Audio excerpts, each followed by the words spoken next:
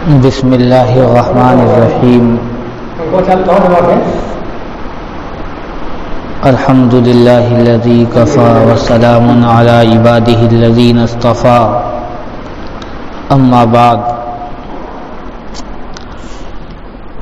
اعوذ باللہ من الشیطان الرجیم بسم اللہ الرحمن الرحیم والعصر ان الانسان لفی خسر الا الذین آمنوا وعملوا الصالحات وتواصوا بالحق وتواصوا بالصبر۔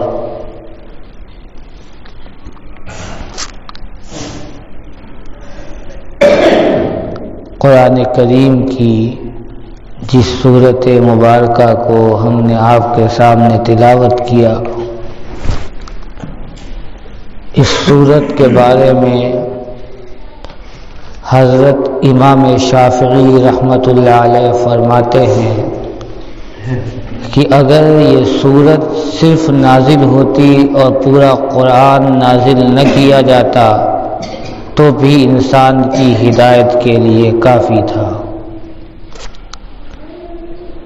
حق جل سبحانہ وعم نوالہ نے اس سورت مبارکہ میں انسان کی زندگی کا معیار اور اس کی کامیابی کے اصول بیان کر دیے۔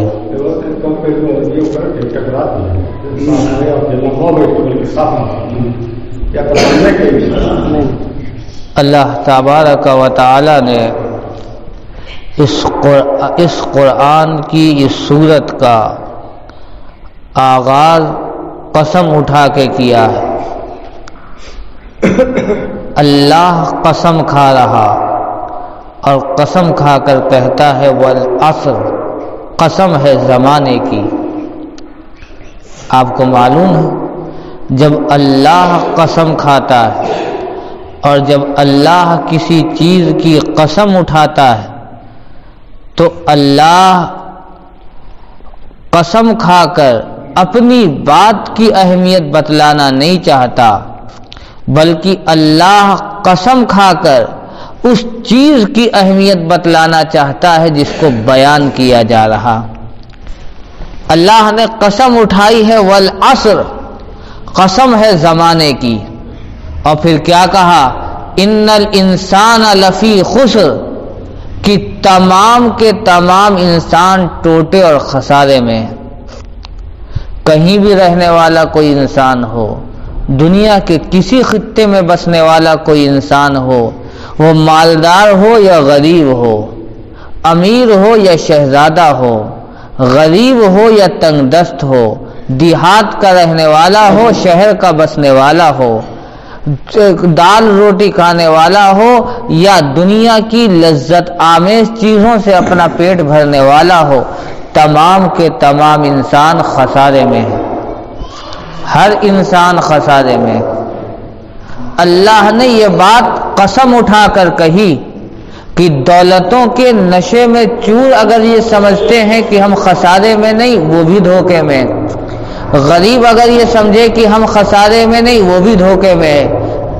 آپ قرآن ساری کائنات کے انسانوں کو مخاطب کر کے ایک جملہ کہتا ہے ان الانسان لفی خسر، ہر انسان خسارے میں۔ آپ پڑھیں دولتوں کی بنیاد پر خسارے میں ہوئے۔ فرعون کو کتنی دولت دی گئی، ہارون کو خزانوں کا مالک بنا دیا گیا، نمرود انا ربکم الاعلی کا دعویٰ کرتا رہا، بڑے بڑے دعوے دار رہے، لیکن کوئی ہے جو خسارے سے بچ چکا؟ اور خسارے کا حال تو یہ رہا۔ امام راضی رحمۃ اللہ علیہ نے تفسیر کبیر کے اندر اس واقعے کو نقل کیا کہ نمرود کے ناک کے راستے سے مچھر دماغ پر گھسا اور اس کے دماغ کو کھاتا رہا، کاٹتا رہا۔ جب اس کے سر پر جوتا بجانے والا جوتا بجاتا تھا تو اسے راحت ملتی تھی، ورنہ وہ پھر مچھر کاٹنا شروع کر دیتا تھا۔ تاکہ اسی مصیبت میں اس کا انتقال ہوا اور وہ مرا اور مچھر پھر اس کے ناک کے راستے سے نکل کر باہر گیا۔ یہ خدا کی لعنت تھی جس کو قرآن نے کہا ان الانسان لفی خسر۔ دولت والے یہ نہ سمجھے کہ ہم خسارے میں نہیں ہیں، ہر ایک خسارے میں۔ پھر کون نہیں خسارے میں؟ قرآن نے کہا جو 4 چیزوں کے ساتھ متصف ہو وہ خسارے سے بچ سکتا ہے۔ نمبر 1 الا الذین آمنوا، نمبر 2 عملوا الصالحات، نمبر 3 وتواصوا بالحق، نمبر 4 وتواصوا بالصبر۔ کیا مطلب؟ پہلی بات قرآن نے کہی الا الذین آمنوا، اس کا ایمان درست ہو، یعنی اس کا عقیدہ صحیح ہو۔ وعملوا الصالحات، اس کے اعمال صحیح ہوں، یعنی اس کا عمل سنت کے مطابق ہو۔ جو عمل سنت کے مطابق نہیں ہے وہ دیکھنے میں کتنا ہی خوبصورت ہو، اللہ کے یہاں وہ صالح نہیں بنتا۔ وتواصوا بالحق، پھر وہ عقیدے اور عمل کی دعوت بھی دیتا ہو۔ وتواصوا بالصبر، اور اس پر آنے والے مصائب پر صبر بھی کرتا ہو۔ یہ 4 کام جو کرتا ہے دنیا کے اندر بھی وہ خسارے سے محفوظ ہے اور اللہ کے یہاں بھی وہ خسارے سے محفوظ ہے۔ پہلی چیز قرآن نے کہا الا الذین آمنوا، وہ ایمان لائے۔ ایمان کسے کہتے ہیں؟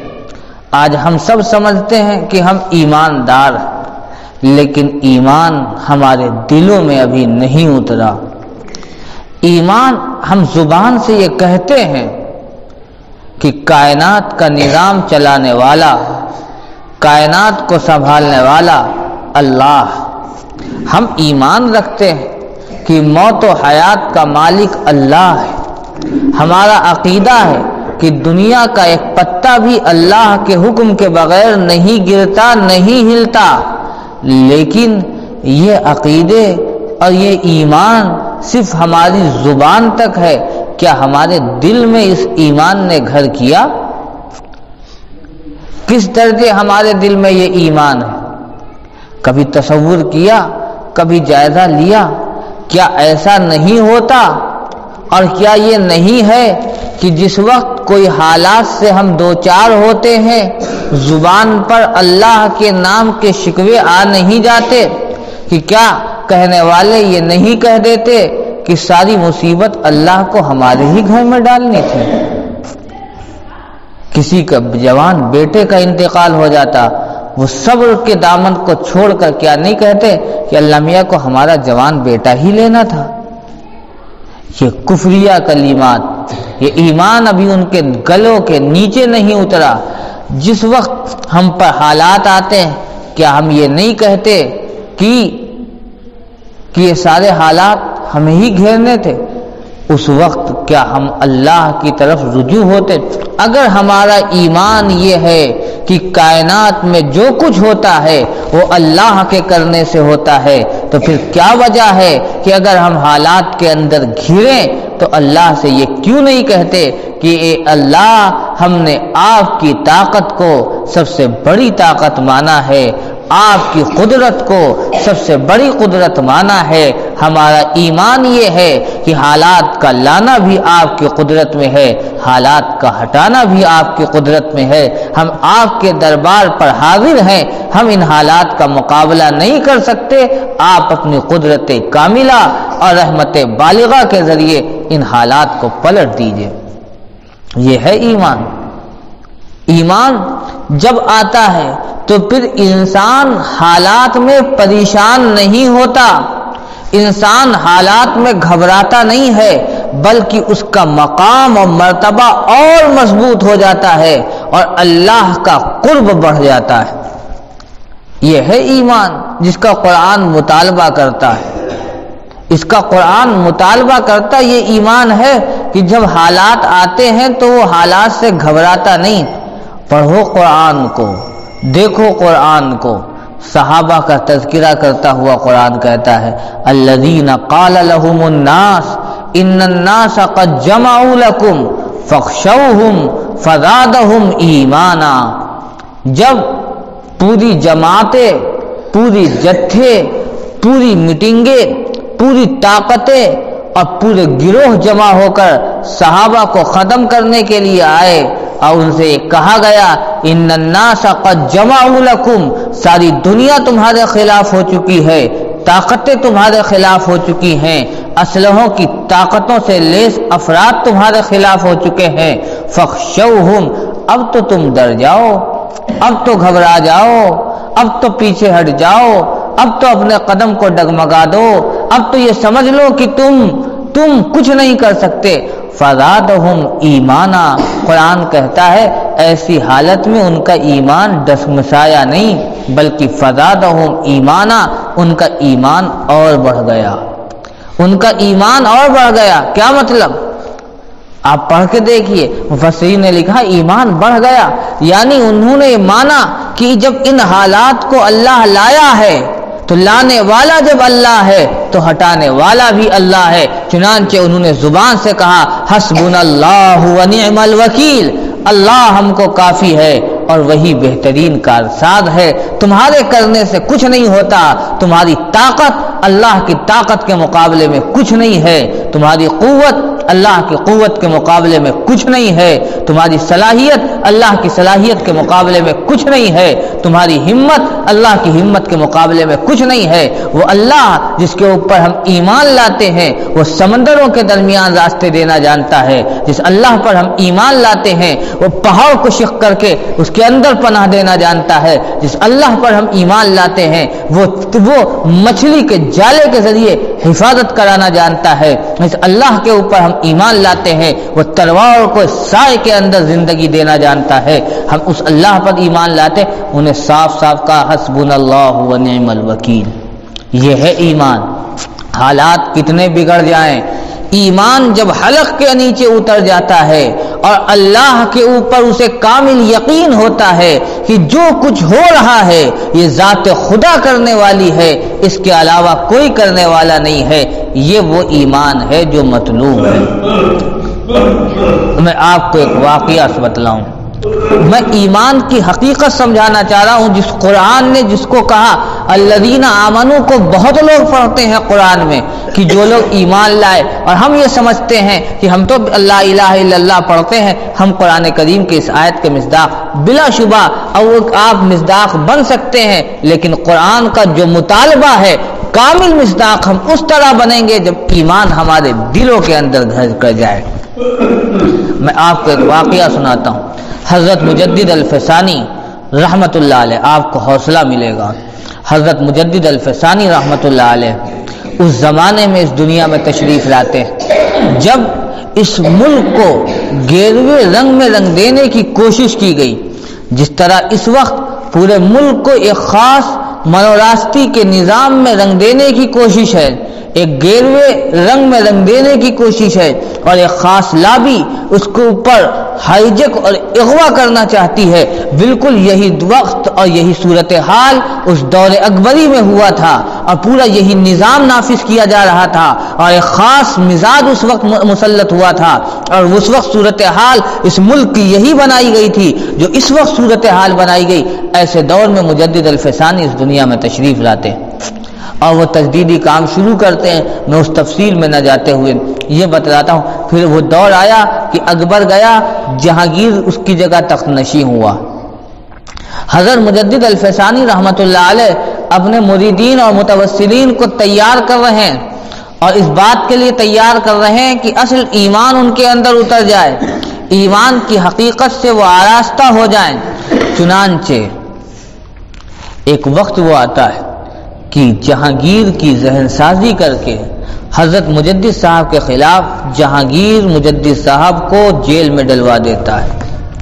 آپ سوچئے جس کے خلفاء کی تعداد ہزاروں نہیں دسیوں ہزار ہو، جس کے خلفاء خود وہ لوگ ہوں جو بادشاہ کے درباری ہیں، کیا صورتحال ہوگی. ملک میں ایک بھوچال آ گیا.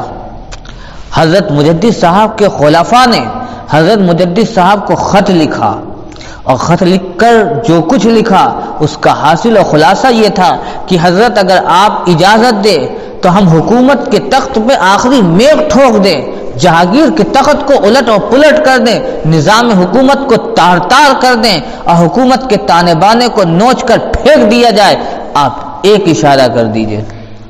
حضرت مجدد صاحب نے کیا جواب لکھا؟ آج بھی وہ مکتوبات موجود ہیں، آپ پڑھیں ان مکتوبات کو۔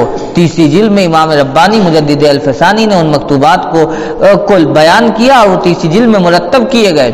حضرت مجدد صاحب کے مکتوب کا خلاصہ یہ تھا کہ خبردار خبردار خبردار خبردار، کوئی جہانگیر کے بارے میں زبان سے کلمہ بھی نہ نکالنا۔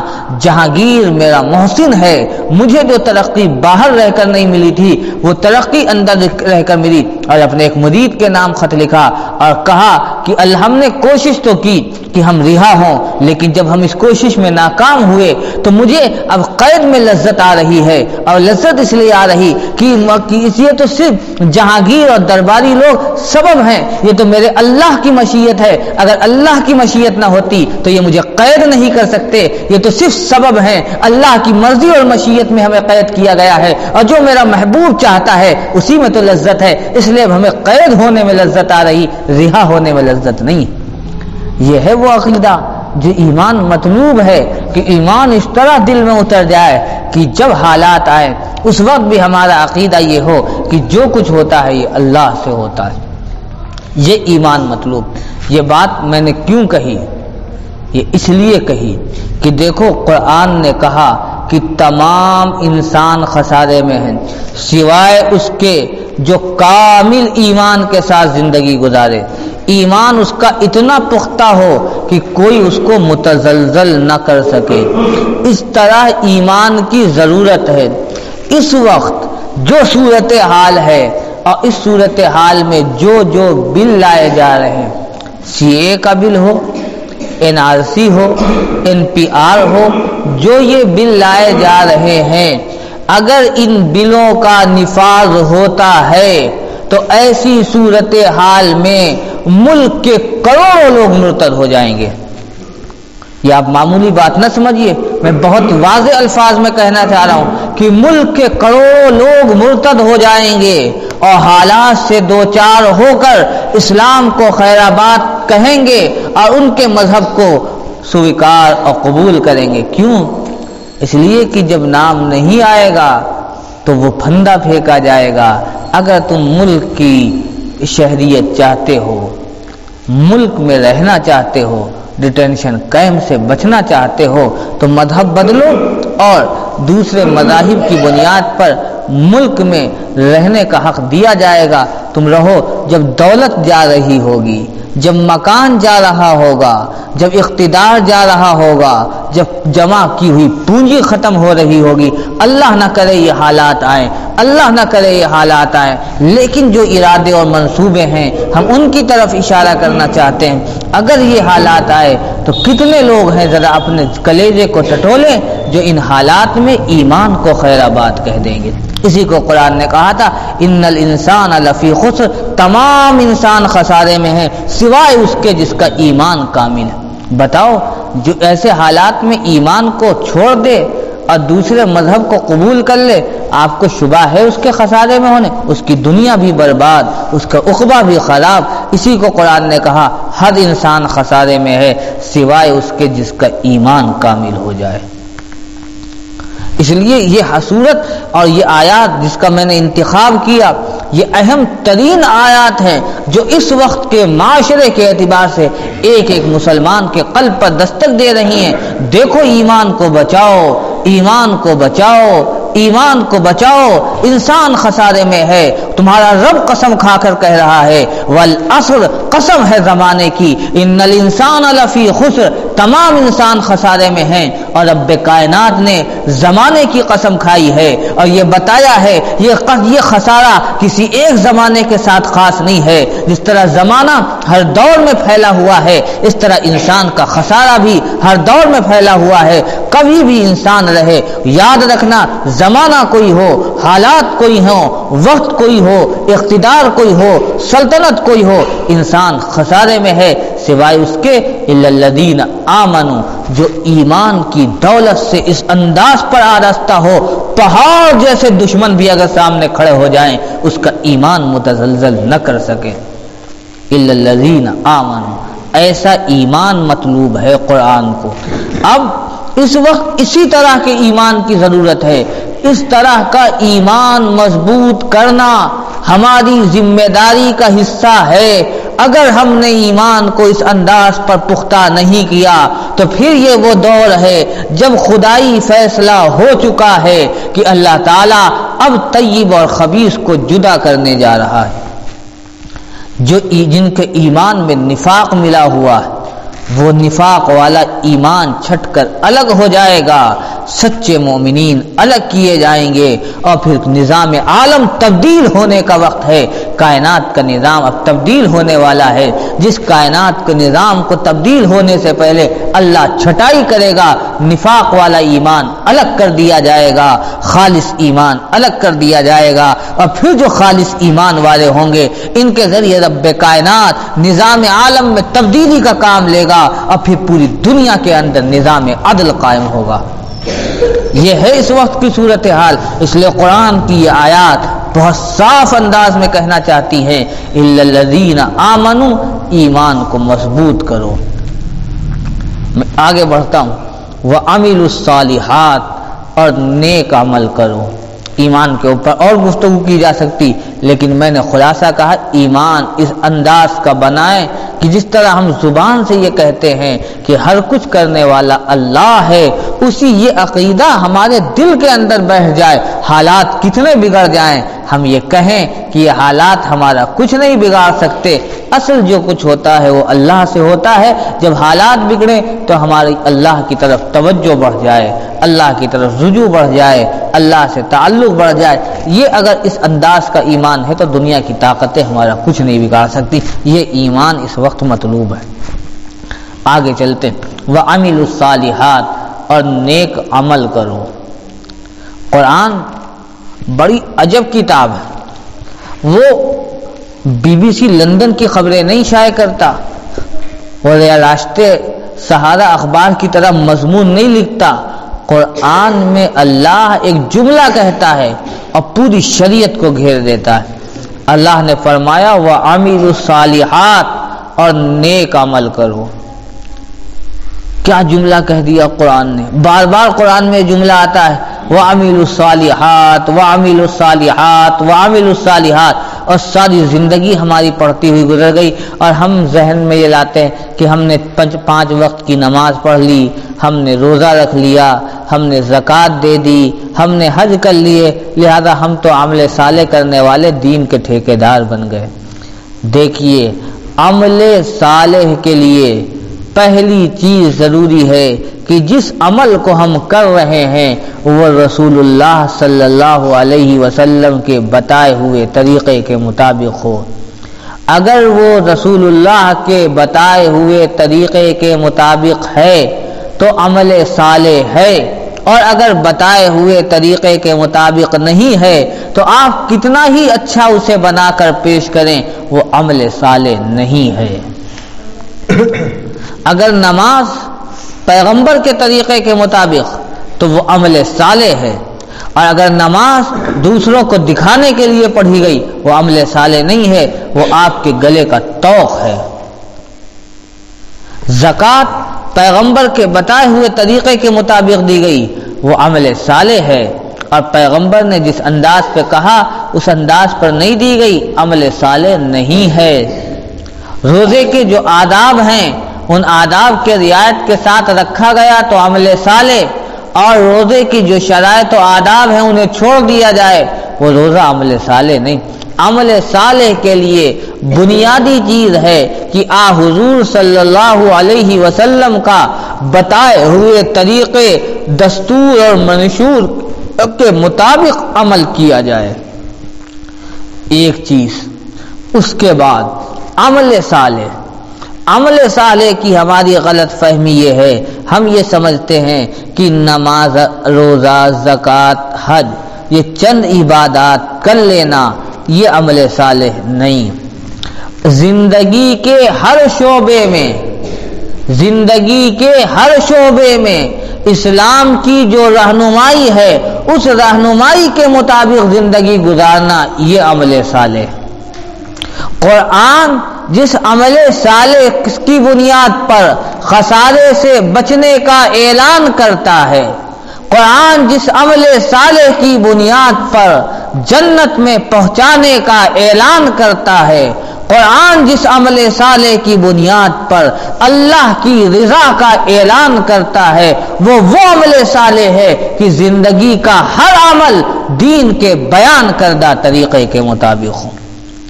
وہ مراد ہوتا، چند اعمال کرنا مراد نہیں ہوتا۔ قرآن کیا کہتا؟ وَيُبَشِّرَ الْمُؤْمِنِينَ الَّذِينَ يَعْمَلُونَ الصَّالِحَاتِ أَنَّ لَهُمْ أَجْرًا حَسَنًا مَاكِثِينَ فِيهِ أَبَدًا۔ آپ بشارت دے دیجئے مومنین کو۔ کون ہے مومنین؟ الذین یعملون الصالحات، جو نیک عمل کرتے رہتے ہیں، جو نیک عمل کرتے رہتے ہیں۔ کیا مطلب؟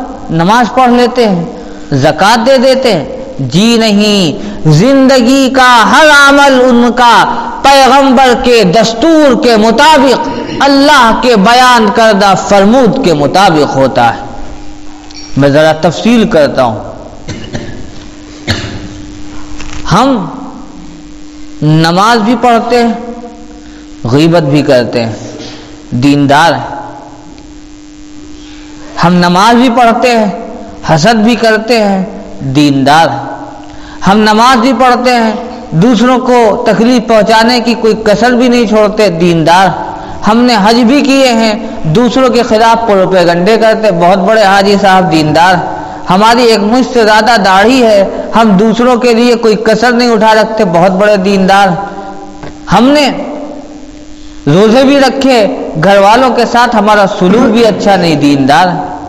ہم جماعت میں وقت بھی لگا رہے ہیں اور پڑوسی کے حقوق ادا نہیں کر رہے، بہت دیندار ہے۔ یاد رکھیے، ایسے دینداروں سے زمین سے آسمان تک کی فضا بھر جائے، نظام کائنات پلٹنے والا نہیں ہے۔ اللہ کو ایسے دینداروں کی ضرورت نہیں، اللہ کو ایسے عمل صالح کی ضرورت نہیں۔ پوری زندگی دین کے تقاضے کے مطابق گزر جائے، یہ قرآن عمل صالح کا مطالبہ کرتا ہے۔ اور سن کے آگے ایک بات کہوں، نماز، روزہ، زکوٰۃ، حج اگر آپ نے لاکھوں کیے اور ساری زندگی نماز پڑھی اور ہر سال حج کیا اور عمرے پر عمرے کیے، لیکن اگر آپ کا دوسرا رخ یعنی معاملات صحیح نہیں ہیں، آپ کا کردار اور اخلاق صحیح نہیں ہے، تو یہ ساری چیزیں آپ کو قیامت کے دن اللہ کی گرفت سے بچانے والی نہیں۔ میں قسم اٹھا کر اللہ کے گھر میں بیٹھ کر یہ بات کہنا چاہتا ہوں کہ اگر ساری عبادات، تہجد و سجدے رکھے کے رکھے رہ جائیں گے، اگر آپ کے اخلاق اور معاملات صحیح نہیں ہیں، تو اللہ کے گرفت سے آپ کو کوئی چیز بچا نہیں سکے گی۔ عمل صالح کو ہم نے چند عبادت سمجھا، اور یہ بات جو میں کہہ رہا ہوں دلیل کی بنیاد پہ کہہ رہا۔ آپ نے سنا ہوگا اور اس روایت کو بارہا سنا ہوگا، حضرت شیخ زکریا رحمۃ اللہ علیہ نے فضائل اعمال میں نقل کی کہ ایک مرتبہ اللہ کے حبیب، ہم سب کے آقا احمد مجتبیٰ محمد مصطفیٰ صلی اللہ علیہ وسلم نے حضرات صحابہ رضوان اللہ علیہ مجمعین جو ان کے پاس بیٹھے تھے پوچھا، اے میرے صحابہ، جانتے ہو مفلس کون ہے؟ جانتے ہو مفلس کون ہے؟ صحابہ نے عرض کیا، اللہ اور اس کے رسول بہتر جانتے ہیں۔ ہم تو یہ سمجھتے ہیں کہ مفلس وہ ہے جس کے پاس کھانے کو نہ ہو، جس کے پاس پہننے کو نہ ہو، جس کے پاس روزی روٹی نہ ہو، جس کے پاس کپڑا اور مکان نہ ہو، جس کے پاس رہنے کے لیے گھر نہ ہو، ہم اسے مفلس سمجھ۔ اللہ کے پیغمبر نے فرمایا، نہیں، میری امت کا مفلس وہ ہے، میری امت کا مفلس وہ ہے جس کے پاس بہت ساری نمازیں ہوں گی، بہت ساری زکوٰۃ ہوگی، حج روزے ہوں گے، عبادات ہوں گی، سجدے ہوں گے، تہجد ہوں گی، صدقات و خیرات ہوگی، اور وہ اللہ کے حضور میں آئے گا، اللہ اسے بیٹھا لے گا، اس نے کسی کو گالی دی ہوگی، وہ آئے گا اور اپنا حق وصول کرے گا، اس کی نیکیوں میں سے اسے دے دیا جائے گا۔ کسی کے اوپر ظلم کیا ہوگا، وہ مظلوم آئے گا، اپنے حق کا مطالبہ کرے گا، اسے اٹھا کر دے دیا جائے گا۔ پھر کوئی اور آئے گا، اس کے ساتھ زمین ہڑپ کی ہوگی، اس کے بدلے اس کی نیکیوں کو دے دیا جائے گا۔ کسی کا دل دکھایا ہوگا، اس کے بدلے اس کی نیکیوں کو دے دیا جائے گا۔ کسی کو ستایا ہوگا، اس کے بدلے نیکیوں کو دے دیا جائے گا۔ کسی کی غیبت کی ہوگی، اس کے بدلے نیکیوں کو دے دیا جائے گا۔ کسی سے حسد رکھا ہوگا، اس کے بدلے نیکیوں کو دے دیا جائے گا۔